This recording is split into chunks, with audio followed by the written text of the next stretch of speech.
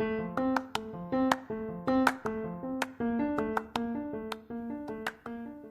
listening to the Sisterhood of Limitless Living podcast. I'm your host, Dr. April Moreno. I'm a public health specialist focused on integrative wellness and autoimmune living, supporting the community of women, where I help you to live your best quality of life through being your best self-advocate. Let's get started.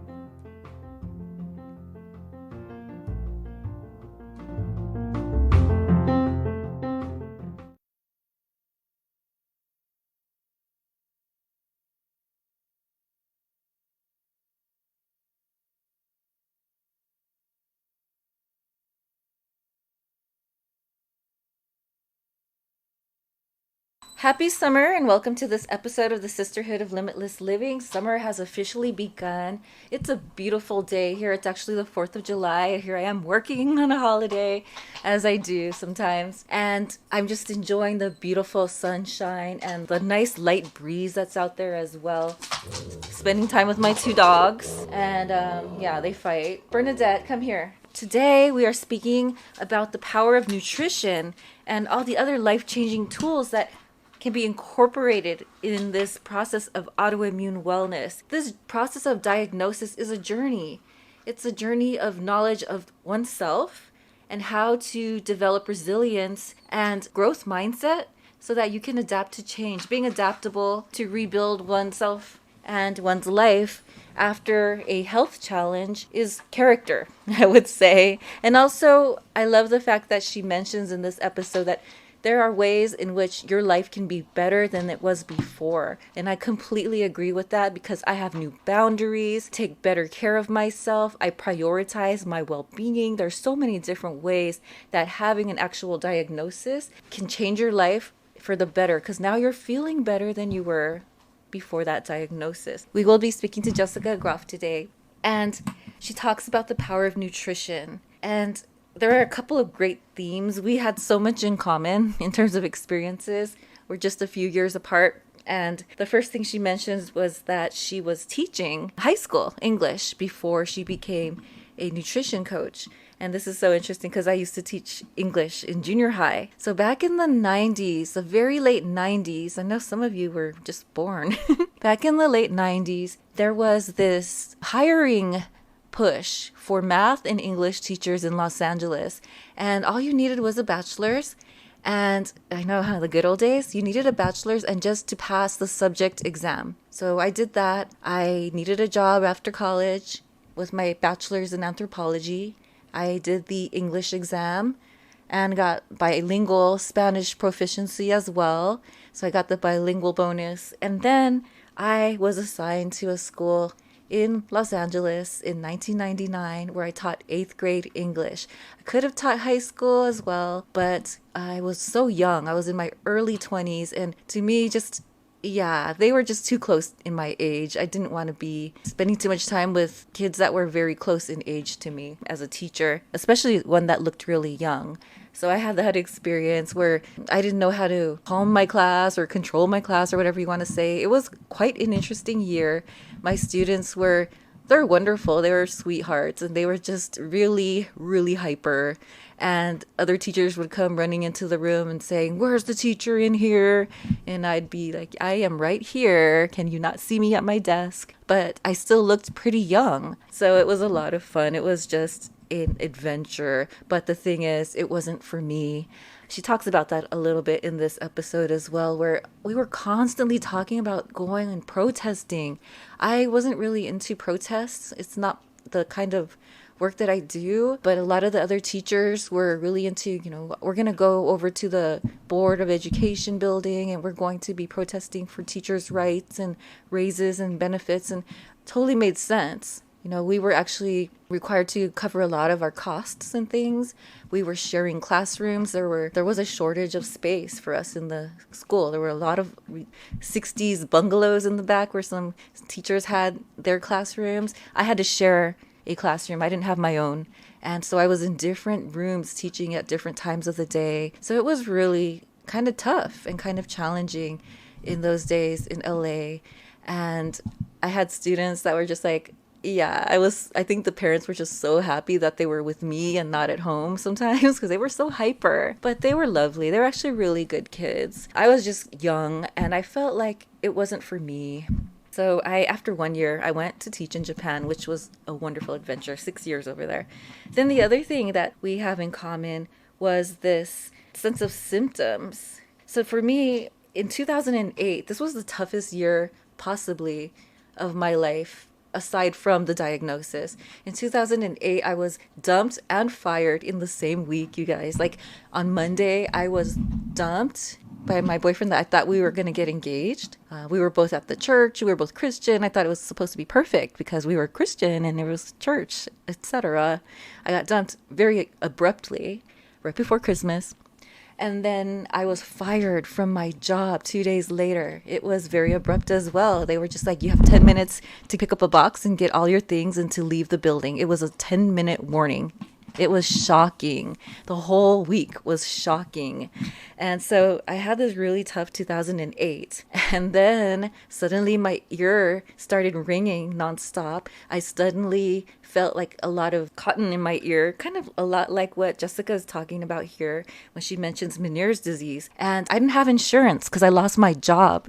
It just sucked, It's one of those years. And it took me about 2 years to recover from it, the challenges of that year. And so I was depressed. I felt really alone. Yeah, I had no job and I had no health insurance. And here I was with this sudden ringing in my ear that would not stop. To this day, it has not stopped. I just kind of forget about it for the most part. If I think about it, I hear it. If I don't think about it, I can kind of forget about it. So I took myself to the ear clinic in Los Angeles, and it was just really interesting. I like to share this because I was sitting in the waiting room and I saw in front of me someone who looked kind of familiar, maybe from TV, maybe someone I've seen around before. And they call him up and they said, Thomas Chong, please. And I thought it was so funny. So this is Chong from Cheech and Chong. We were both at this ear clinic and it was just cool. I didn't say anything to him. I'm not that kind of person. I'm from LA and we run into celebrities every so often. The only one I really ran out to talk to with my class as a kid was Mr. T. They were filming the A-Team really close to our school. That was a great story to be able to share that I saw Thomas Chong at the ear clinic. And so while I was there, they preliminarily said, you probably have Meniere's disease. I had vertigo one episode in the past. I've had the nonstop ringing. They wanted me to go and get MRIs, but I had no insurance, you guys. I couldn't get the MRIs until many, many years later when other issues started to appear. So they thought I was suspicious for Meniere's disease, but it ended up being other fun neurological stuff instead. Who knows? Possibly Meniere's, but it's maybe managed. I do have the nonstop ringing in my right ear that she talks about. So these are some of the fun things that we have in common that Jessica mentions in this episode. I really enjoyed talking to you, Jessica, and she provides some information about her coaching program that she has for nutrition. She has a wealth of knowledge about the power of nutrition as well. In terms of workshops and programs, I wanted to also share the fact that we had 75 people just a few days ago, actually, for our workshop on self-care with autoimmune conditions. And it was such a wonderful experience. I really loved reaching out and communicating with many of you during the workshop. It was interactive, integrative, introspective, all of these words. I worked with Lydia Romero Johnson on this program, this workshop for self-care with autoimmune conditions. It was such a fun experience. We talked about current challenges of the current times, the social justice, racial justice movement, the pandemic, and then also how we can some calm and a sense of peace and healing in our bodies as a regular routine in a way that we design on our own individually. So we did that for the self-care with autoimmune conditions workshop, and it was a great experience. We had 75 people that signed up for the registration who had access to the recording later, and I hope you all enjoyed it, those of you who attended. It was wonderful to connect with you, to hear about your experiences with self-care and the current challenges you've been facing in terms of how to build a new process or new ideas, wanting to find new ideas for self-care during this time as well. So I hope that it was really helpful for you, and I hope you enjoyed it as much as we did. So I do mention the fact that at the end of the workshop, I did tell you that we have a waiting list now available for the upcoming Autoimmune Mindful Wellness group program.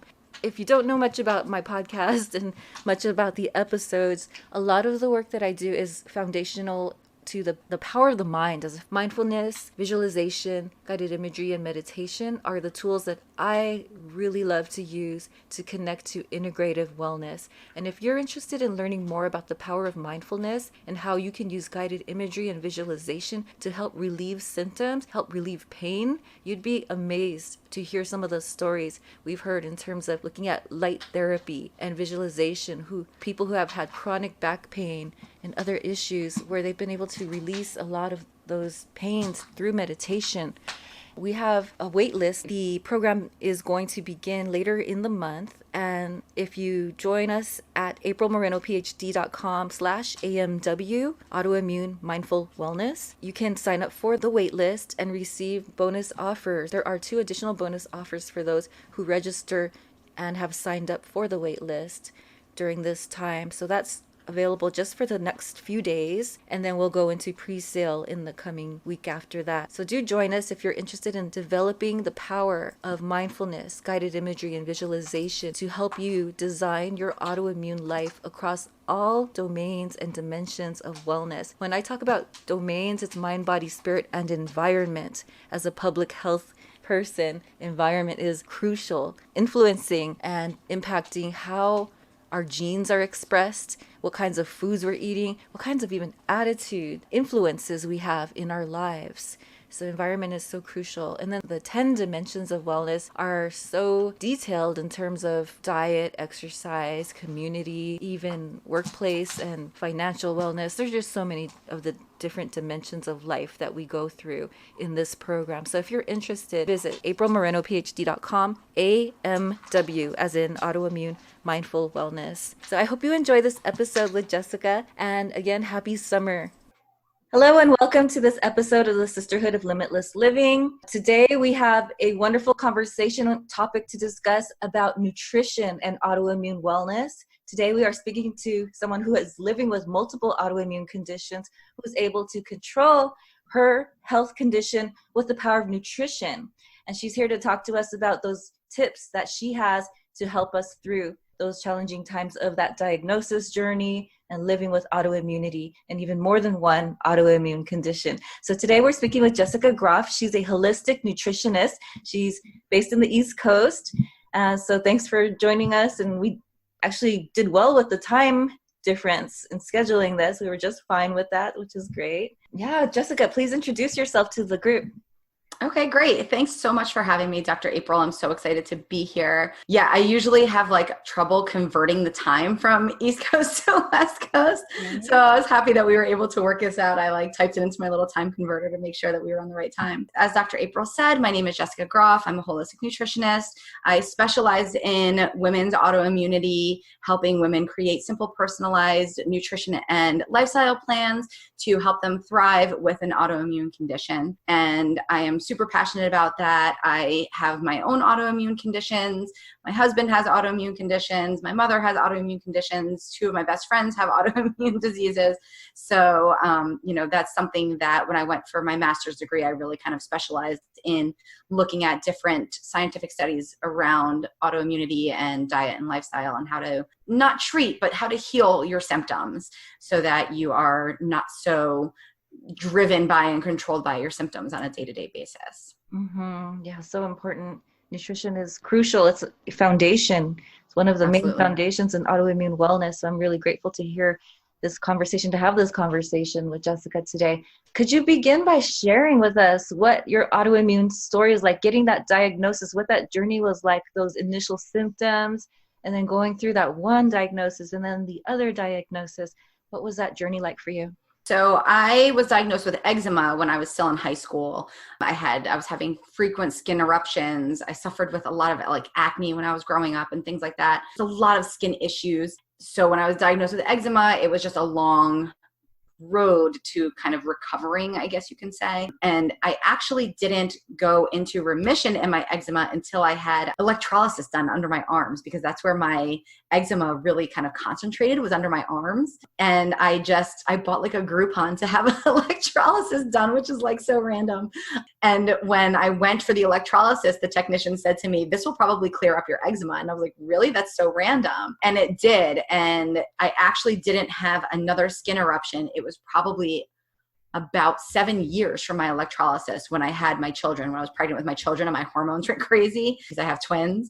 My hormones were like just insane, and I started growing hair everywhere. And that's kind of when my eczema came back a little bit. I don't typically tend to have eczema flares anymore because I'm so strict in my diet. But in 2017, my daughter Emma, so I have twin girls, my daughter Emma had a seizure, and it kind of sent me into like a downward spiral, and I was stressed to the max. I was under a lot of stress and pressure at all times. It felt like I was always in fight or flight mode, not knowing when or if she would have another seizure. And during that time, I started having these really strange symptoms that would pop up out of nowhere. I was having heart palpitations. I was exhausted all the time, extreme fatigue. I was having like joint pains here and there. So what I ended up doing was I ended up starting to go to different specialists to try to address the different symptoms. Heart palpitations, I also had a couple of episodes where I had really low blood pressure and I almost fainted. So that drove me to a cardiologist thinking there's something wrong with my heart. So they did a bunch of blood work. They did an echocardiogram. They did an ultrasound of my heart. And after all of that, the cardiologist said, "I don't see any problems with your heart." And he said to me, "You know, I could put you on a 24-hour monitoring vest, but I don't see any reason to because there's no history of any issues." So that kind of sent me into, okay, well, what's next? Then I thought maybe I just have some sort of like an adrenal fatigue or something like that. So I started to address adrenal fatigue through diet and lifestyle because that's what I knew how to do. And I did get a little bit relief. I felt a little bit better, but I was still retaining a lot of weight. I had gained a lot of weight. I had gained about 35, almost 40 pounds that I just could not get off no matter what I tried. I tried restricting calories. I tried eating a vegan diet. I tried exercising. I tried everything and the weight would not come off. So then because my mother has MS and she has Graves' disease and my grandmother had hypothyroidism, that made me think, well, maybe it's a thyroid issue because this is around the time that my grandmother were diagnosed was in their late 30s. I'm 40 now. So I was in my late 30s at the time and after children. That's how my mother's progression happened. So I was like, you know what, let me try an endocrinologist. So I went to an endocrinologist who did more blood work and said, "I don't really see anything." I had one level that spiked really high, but I had a panic attack in the middle of my blood draw because it was so many vials of blood that she took. So she said, "You know what, come back, we'll do a redraw and we'll see again. We'll check in with you again." And I said, "Well, what could that be?" And she was like, "Well, it could be a pituitary tumor or just nothing. It could just be the panic attack." So I kind of like lived with this hanging over my head quite literally for about a year before I went back for another draw. Because, you know, as women, we're mothers, we push things to the back burner, we're working, we don't think about it, we're taking care of a household, we just kind of go about our day. And so that's what I was basically doing and just not thinking about it. So a year later, I went back for a follow-up and all my levels were totally normal. So no threat of the pituitary tumor anymore, but not really any conclusion other than just she said to me, she was like, "I am concerned about your weight," because I was still up a year later. And it was almost to the pound when I stepped on the scale a year later, which is weird because usually you fluctuate, you know, but I was almost to the pound the same. So she was like, "I'm concerned about your weight, but all of your levels are totally normal and it's not a thyroid issue. And I don't see any other, there's no adrenal insufficiency. There's no other real issues that I can see." So she just kind of sent me on my way. And then in November of just this past year, I woke up one morning and I felt like somebody had shoved a cotton ball in my right ear. And I realized I couldn't really hear that well. And there was a constant ringing. So that drove me to the ENT. And as soon as I got to the ENT and I described to him kind of what had been going on just in the couple of weeks preceding that, I had a really bad dizziness episode where it felt like the ground just like dropped out from under me and like somebody had dropped a curtain down in front of me. It was really weird. It was, I guess, like a vertigo like symptom. So I told him about that. And then I told him about the fullness in my ear and the ringing. And he immediately said, this is Meniere's disease. So I said, well, what do I do? And I had never heard of it. I started to panic. I started to sweat. I was by myself in the doctor's office. I was like, I don't even know what this is. And then I immediately turned to PubMed, start to do my research, figure out what it is. Unfortunately, the doctor that I met with was not somebody who was a specialist in Meniere's disease. So he had some general, like, reduce your salt intake, kind of do a little bit more exercise, maybe, like those kinds of general recommendations. So I went home and I just started researching by myself. And, I feel very blessed that I have the background that I have and I know what I know, because I was able to kind of put my own protocol in place, and just a lot of trial and error since then. And I'm now living with the Meniere's disease, and I haven't had any episodes in the past, probably about 4 months, I would say. It was definitely triggered by stress, 100%. We know now that stress can often trigger an autoimmune disease to rear its ugly head. So totally, she had that seizure and it just kind of triggered something in me, and that autoimmune disease came out. And there is the genetic part, my mother has autoimmune diseases, and my grandmother. And as women, we are at higher risk for developing autoimmunity. Yeah. So it's kind of like the perfect storm. So what is the treatment for Meniere's disease? Is there a protocol? Is there medication out there for this? The only medication that they offered me, I can't even think of the name of it right now because I don't take it, because that was kind of like, I'm going to put a couple of pills in my purse. I'm going to keep a couple pills around the house just in case. The doctor prescribed it and didn't tell me he was prescribing it. They put me on a heavy dose of steroids to try to relieve the pressure in my ear. And then they said the next step, if the steroids didn't work, that they would progress to injecting them directly into my eardrum. But that came with its own risks. You could go deaf, completely deaf. They could punch your eardrum and you could lose your hearing forever. So I went with a heavy dose of steroids. I was on like 70 milligrams, which is a very high dose of prednisone. So I did that for 2 weeks. It reduced the feeling of the fullness in my ear, but the ringing didn't go away. So then they said, well, we could try the injection. And I said, no, I'm not doing that. Then they prescribed me this other medication for the dizziness. And they said, only take it if you have a vertigo spell, like you can't get up off the couch, because if you take it, it's going to destroy your stomach and you will be like down for the count for like 3 days. Well, I have twin 7-year-olds at home and I can't afford to be down for 3 days. My husband works full time. I'm at the time, obviously we weren't in a pandemic where we were all home, but at the time that this was all happening, I was kind of their sole caregiver because I'm working from home and do all of the Girl Scouts and all of the things with them, all the activities, shuttling them to and from. So that's kind of where I was like, I'm drawing the line, like I'm never going to take this medication. And I kind of drew the line in the sand. And that's when I was like, okay, now I have to reduce my salt, really tighten up on the things that I was already doing as a nutritionist. You know how to eat, what to do. So I was already doing a lot of these things, but I had to tighten up on it. So there are surgeries for people if they want to have them to try to save their hearing. I have the tinnitus is constant now. They told me it might go away. I invested in a hearing aid that actually has a masker built into it. So it neutralizes the ringing. So during the day I wear a hearing aid. It will boost the hearing a little bit of hearing that I have a little bit. I've lost about 75% of my hearing in my right ear, mostly in the upper register, which means it's very hard for me to hear my daughters when they're talking to me if they're standing on my right side. So I wear the hearing aid because otherwise I can't, it's hard for me to hear them. And it masks that ringing. The ringing was driving me insane, April, when I tell you, and I know you know. And when she put the masker, when I went to go trial it, she put it in my ear and she turned the masker on and I started crying, because you don't realize how isolating it is when you lose your hearing until you get it back. You just don't realize. And I mean, the whole experience of going through trying to figure out what autoimmune disease you have and trying to get to a diagnosis and figure out a treatment and start healing yourself, that alone is very isolating, because trying to explain to people what it is that you're going through, people don't see it. And a lot of the times, most of the times, we're functioning, we're out in the world, we're working, we're just living with chronic pain, fatigue, all of these things, brain fog, all these different symptoms. We're just living through them and people don't see it. For me, I was actually still teaching at the time when I had my first low blood pressure drop.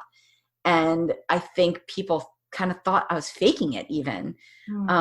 So, I mean, that alone is very isolating, going through that experience. But then losing your hearing, you don't realize how little you can hear, and you don't realize how isolating it is to not be able to hear until you get your hearing back, I think. So once she plugged the hearing aid in and I could hear again, and she turned the masker on and the ringing was gone, I started crying. So my husband and I were kind of like, we don't care how much the hearing aid costs. Let's just do the hearing aid. So that's what I do now. I wear my hearing aid. I don't have it in now because I have headphones in. You can't even see it. It so blends in. It's like a dark brown color. I actually posted a picture of me holding it on my Instagram page the other day. Control it through your phone. And so I do that, and I do low salt, and I do an autoimmune protocol diet most of the time. The same diet that I walk through with my clients. I'm living because I'm, living proof that it works. Mm-hmm. And then exercise. That's the only other, real exercise, meditation, mindset stuff, as you know. Tell us a little bit more about the journey of how you got through the uncertainty and how you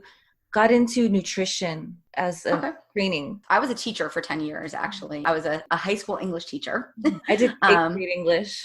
Did you? 8th grade? Okay. So I taught 8th grade for half a year. I did. That's an interesting year. That's an interesting grade. It is. It's fun. Yeah. So I taught 10th grade, 9th, 10th, 11th, and 12th grade English for 10 years. And I just always been really interested in the health and wellness field. The way my mother raised me, my mother is a child of the 70s. So a lot of, when I was being raised, a lot of things that she did with me were very holistic.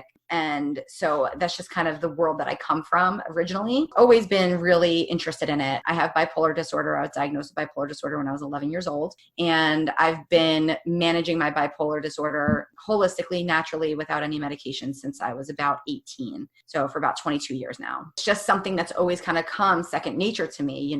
I didn't want to take medication for my bipolar disorder. So I figured out other ways to deal with my mental illness. And I found that a clean diet and exercise and meditation and therapy, a really good therapist, they make all the difference, so much difference in my type of bipolar disorder. It's different for everybody. Through kind of me dabbling and doing things here and there, people would always ask me, oh, what are you eating? What is that you're doing? Are you on a new diet? Like, what are you doing? And I found myself kind of coaching people, just not formally, very informally coaching people all the time. And I came to a point in my teaching career where I just felt like the support for teachers has taken a turn for the worst and in the country overall, I think, but especially in the state of New Jersey, it's really, really bad. And morale is very low. And I just kept saying to myself, like, there's got to be something better out there for me. Like, there's got to be something that's more in alignment with who I am as a person. I was tired of answering to people who didn't know as well as me about what I'm doing. You know what I mean? Like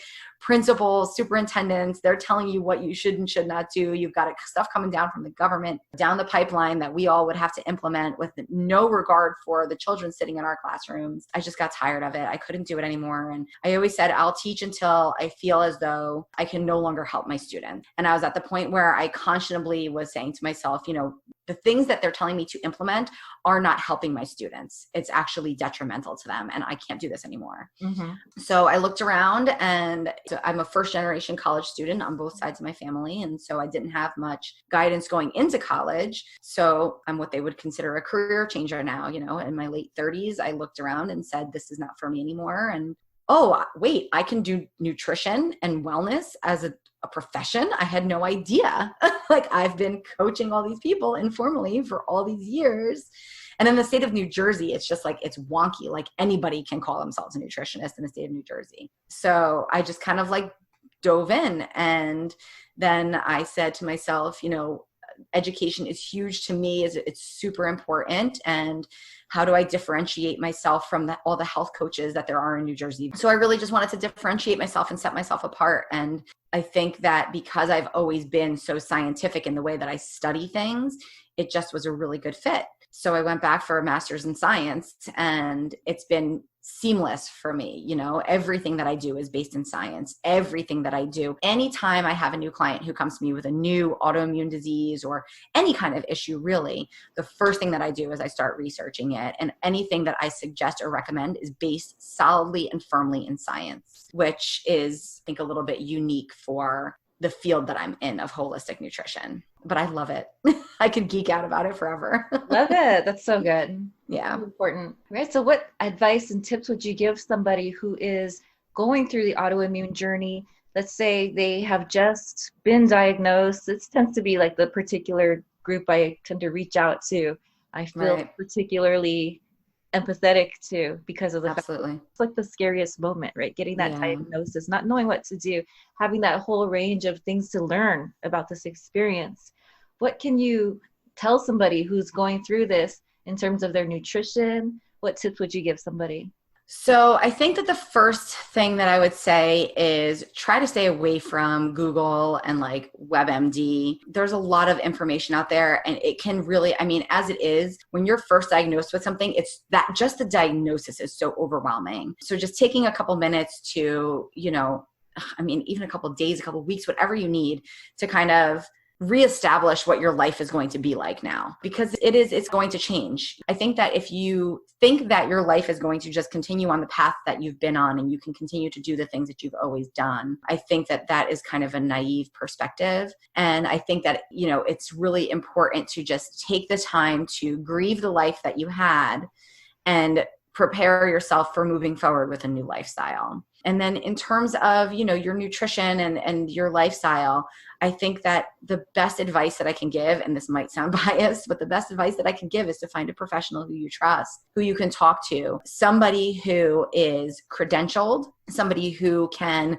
possibly work with your primary doctor. I often will collaborate with doctors, the doctors of my patients, or I don't want to call them patients, the doctors of my clients, to make sure that, whatever medications they're taking, like you don't want to just be like, no, I'm not taking the medications. I want to address this naturally. Talk to your doctor, consult with your doctor, find yourself a professional who can help coach you through what the next steps are going to be, instead of trying to hodgepodge it together with information off of the internet. I think that the most dangerous thing that somebody can do is DIY their health. Really finding a professional who's credentialed, who you trust, who would be open to collaborating with your medical primary physician. And then, just start the process and start small. Some people are like, I'm going to eliminate everything from my diet that could possibly be a trigger. But that doesn't always work for everybody. Some people can quit everything cold turkey. They could be like, I'm taking out dairy, I'm taking out eggs, I'm taking out fish, they'll take out everything. But that's dangerous too, and if you do it like that, where it's like all or nothing overnight, you have more of a possibility for backsliding. So I think it's really important to just start small, work with a professional, grieve the life that you had, and really give yourself an opportunity to position yourself to move forward with a new lifestyle. I love the fact that although you're a nutritionist, you're talking about these other aspects where it's really important to talk to a doctor, a clinician, and partner with your clinician and your nutritionist, and then also go through that grieving process. It's so important to understand like how all of this is connected and how diet is part of that foundation. Absolutely. I mean, diet is the foundation. When I have a method that I use with all of my clients, it's called the Autoimmune method. And the diet is the foundational piece. There's 4 different things that I walk my clients through. Diet is number 1. That's the first thing that we address. Then exercise, sleep, and stress management. And those are the most important kind of foundational pieces for me when I work with my clients that always get the most attention. And so that's why I actually have a course coming out next week that's going to give people that foundation, those 4 key blocks of the method, because it all works together. Nothing exists in a vacuum. You are a whole person and everything is working together. And if one piece is out of joint, it throws off the whole Ferris wheel. Tell us a little bit more about how we can reach out and contact you, ask any questions about nutrition, how we can learn more about your workshop. So I am at J Groff Nutrition across all platforms. I am on Pinterest, I'm on Instagram, I'm on Facebook. I hang out mostly on Instagram, and I am more than happy if you just slide on into my DMs and ask me questions. I am more than happy to answer any questions that anybody has. And then my website is just jessicagroff.com, really easy. Any last tips of encouragement? Yeah, absolutely. I think that when you're diagnosed with an autoimmune disease, it's really easy to feel like the world is caving in on you and, oh my God, life is over as I know it. And so many women that I talk to are like, I just want to live my life and be able to eat the things I want to eat and drink the things I want to drink and do what I want to do. While that might not be possible anymore, there's such a better life out there waiting for you. And so don't look at this as the ending, just look at it as the beginning. Your diagnosis is the beginning. You're now going to just be taking better care of yourself. You're just now going to be eating better and fueling your body with better food. You're just going to be sleeping better and sleeping more, So I think if you flip the script a little bit and start looking at kind of the positives of your diagnosis rather than feeling like, oh my God, why did this happen to me? It's much, much easier to then move forward and to feel better and to start feeling better faster. Thank you so much, Jessica, for being here today with us.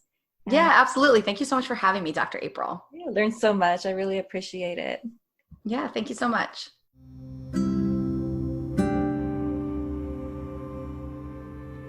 Thank you for listening to this episode of the Sisterhood of Limitless Living podcast, Season 2. Hope you enjoyed the episode. Look forward to having you join us in upcoming episodes as well, where we continue to talk about integrative wellness and autoimmune living our best lives, being our own best advocates. Feel free to subscribe on iTunes to the podcast, and we are also available on several other locations as well. For more information about Dr. April Moreno, you can visit aprilmorenophd.com. Take care.